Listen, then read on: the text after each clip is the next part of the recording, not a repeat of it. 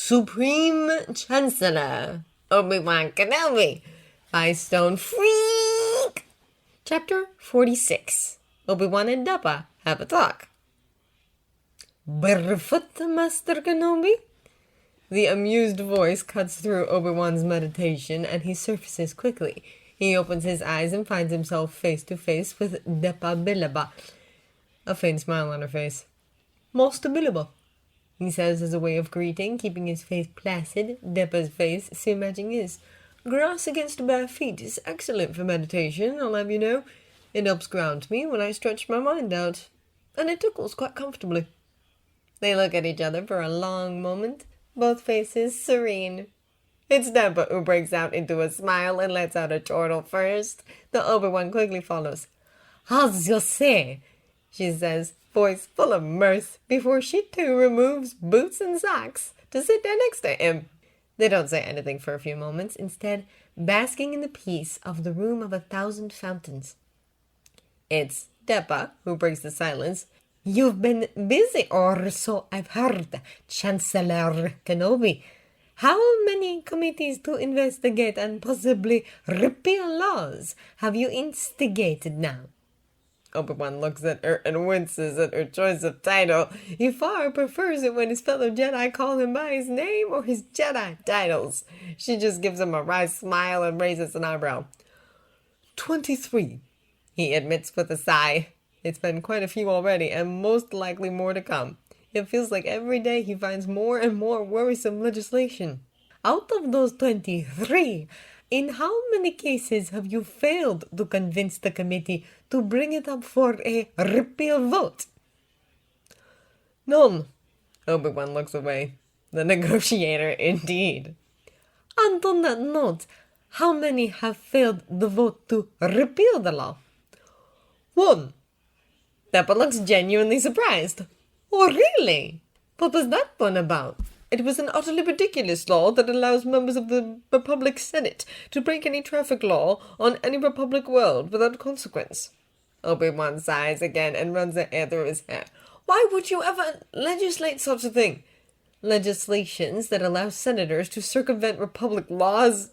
No, he doesn't like it at all. That's ridiculous! Dappa pushes some hair out of her face, eyebrows knitting together and mouth turning down. Though I'll admit, I'm not surprised they didn't repeal it. Neither am I. Disappointed? Absolutely. Surprised? Not at all. Obi-Wan shakes his head. There is no doubt that there is corruption in the Senate. It is so very clear that it no longer serves the people of the Republic, but rather the senators themselves. Change will be slow in coming, but he will work for it. Things must change if there's to be any hope for peace in the galaxy and a functional republic. And, unfortunately, the only viable path to change that Obi-Wan can see is from the inside of the Republic. Obi-Wan knows his duty. So, what does your schedule look like for the next week, Chancellor? Dappa says, breaking Obi-Wan's train of thought with a small smirk on her lips. Obi-Wan rolls his eyes at her, but cannot stop the way his mouth twitches towards a smile. Tomorrow, I have almost nothing scheduled except for paperwork, and some more paperwork. I'll spend the day at the Chancellor's office, unless an emergency comes in. He falls silent for a brief moment, then looks at Dappa slyly. Considering Anakin doesn't ship out until tomorrow, that looks unlikely. Dappa throws her head back and laughs, hand coming up to cover her mouth. She gently shoves him in jest as they laugh. To return to your question, he continues, the smile refusing to leave his lips. I also have a meeting with the committee looking over Republic legislation 34X532DL. It's about fuel standards in public freight ships, because they have some questions for me regarding the report I wrote on it. Then on Syntax Day, it's more paperwork and negotiations with the 45 planets who wish to return to the Republic. Wait! Dappa stops him. You mean another 45 beyond the first 10? Obi-Wan nods. Yes, exactly. Since the negotiations with the first 10 were ultimately successful, another 45 has shown interest in returning. Your work, I suppose? She raises an eyebrow. No, I wouldn't say that. So it was. She nods resolutely. Good to know. Do go on, Obi-Wan. He has a small laugh and shakes his head at her. If she wants to think so, well, he can't stop her. He doesn't think it's really thanks to him, though he might have held the Senate's more disagreeable senators in check during the negotiations. Honestly, squabbling like children and only looking at the short term will not benefit anyone. Tong's Day is dedicated to the war effort and in trying to end the war in general, which means trying to organize the fleets and getting an update from Anakin and Ahsoka, as well as from Cody and Admiral Yularen. And I'll be reaching out to the Separatist Senate again, in hopes of starting a peace process. He pauses and considers that for a second. You know, Deppa, I rather think someone is trying to deliberately stop that from happening. I mean, besides, Dooku. She looks at him gravely. Likely someone who benefits from the war, then. Likely, he agrees with a nod. They sit in silence for a while before Obi-Wan gently shakes his head. On Zell Day, I have a meeting with a group of senators who wish to discuss some of their worries about my work ethic, apparently. He continues. After that, it's the last day of the week, so no council work, unless they cancel it again, he says with a smile and a small shrug. The following week is much of the same. Many meetings, council work combined, and work as a general in between the large piles of paperwork I must get through. He strokes his beard in contemplation. I do have a meeting with Senators Biwa, Himesh, Hahanash, and Chuchi before lunch, and a meeting with Senator Organa during the afternoon of the following Zell Day. Occasionally, I have meetings booked in without actually knowing what they're about. They get booked in long in advance, since the meeting spots are limited, and I assume the senators hope they'll think of something before the meeting. He rolls his eyes. Either the senators are trying to catch him out, which doesn't sound like Chuchi, Hahanash, or Bale, or they don't know what they want to speak with him about. Though that doesn't sound like them either. It is possible that it's something important and possibly in need of secrecy, of course. That is the most likely option from what Obi-Wan knows of the senators in question.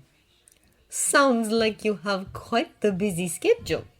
Deppa's voice brings him out of his thoughts once more. He really does need to stop getting distracted with his own train of thought. It's rather rude of him. Obi-Wan doesn't look at her, but he's rather sure she's wearing the same expression he's got on Mace and Yoda's faces a few times. Worry. Well, let's just say I wasn't wholly surprised that the council decided to do this little coup of getting me a day off. For nothing but meditation, saber work, and relaxing. They share another smile before comfortable silence descends. Obi-Wan returns to his meditation, clears his head, and reaches for the Force. It wraps around him like a blanket. It's not as warm or as easy as he remembers from his childhood. The Force has grown darker and harder to connect to as deeply as he used to over the years, especially since the war started.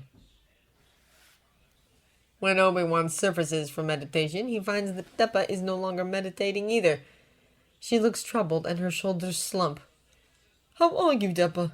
He doesn't want to pry. If she doesn't want to talk, he won't push her. But perhaps it would do her good to talk to someone besides the mind healers. I'm better. She sighs and bites her lip momentarily before she lets her face smooth out again. I'm having trouble accepting what happened. Or, no, not accepting. I have trouble forgiving myself for it. Obi-Wan says nothing, but gently places a hand on her shoulder lightly enough that she could easily shake it off. She leans into him instead, and he wraps his arm around her shoulders. We speak of falling as if it's so easy, an accident almost, but I know it's a choice. Obi-Wan can feel tension practically radiating off her. I was losing my men at such a rapid rate, and I felt powerless to stop it. I thought if I was just stronger, if I just had more power, I could stop Grievous and save them. So I made my choice. I stepped into the dark, channeled the Force through my fear, and I wished to protect my men. And I fell.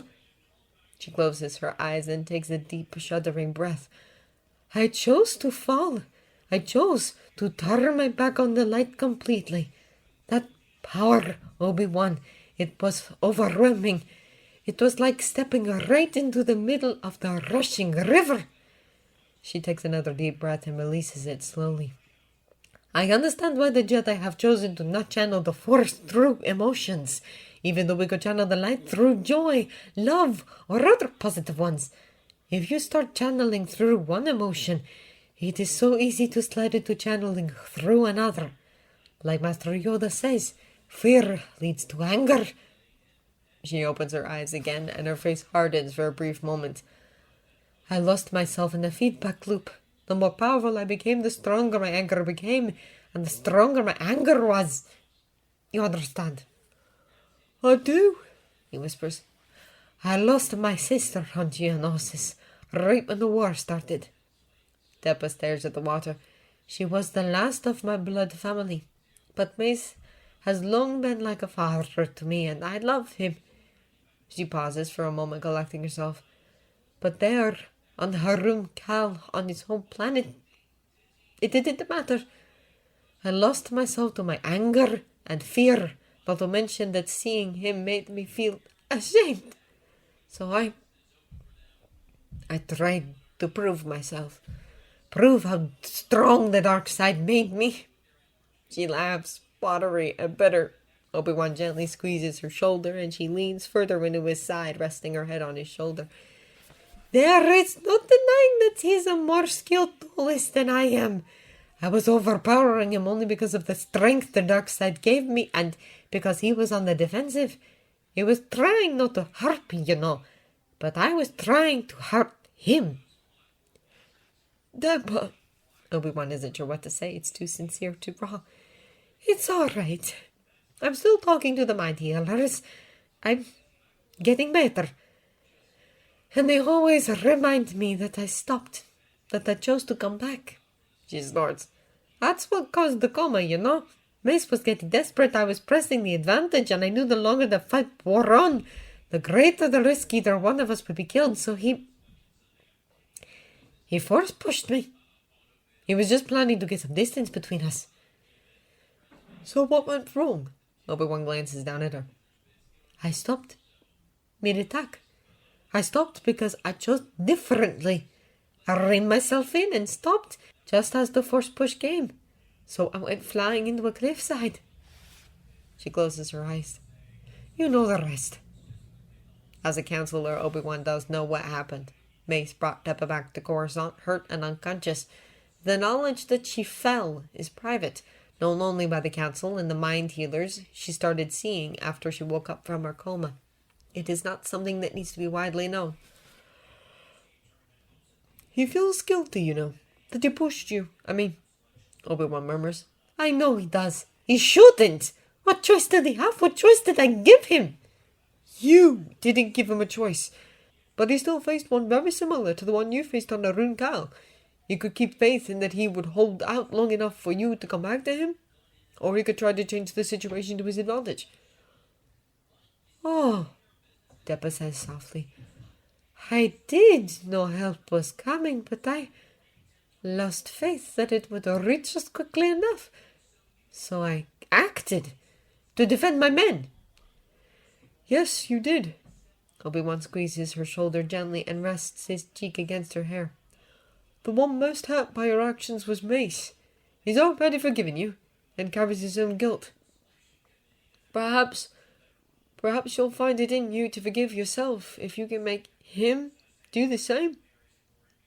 Silence descends. Obi-Wan wonders if he crossed the line, said something he should not have. He's no mind healer. This is not his area of expertise. Perhaps you're right. Thank you, Obi-Wan, Deppa finally says. You're welcome, Deppa. A comfortable silence takes over for a brief moment before Deppa lets out a watery chuckle and straightens. Obi-Wan lets his arm fall from her shoulder and places both his hands in his lap instead. You've grown so wise. Whatever did happen to that furry little Padawan who rushed into things before he thought them through? Mirth has returned to Deppa's voice. Obi-Wan huffs out a laugh. He grew up as all children do. Sooner or later, I believe Qui-Gon would be very proud of you, you know. She pauses and turns to him with a smile on her lips. Even if you are on the High Council.